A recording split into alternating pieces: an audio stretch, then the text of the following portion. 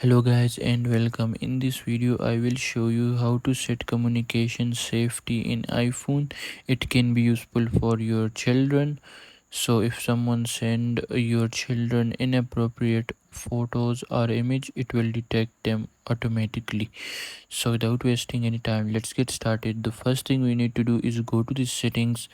Here in the settings you need to scroll all the way down until you see the screen time option and simply tap on it.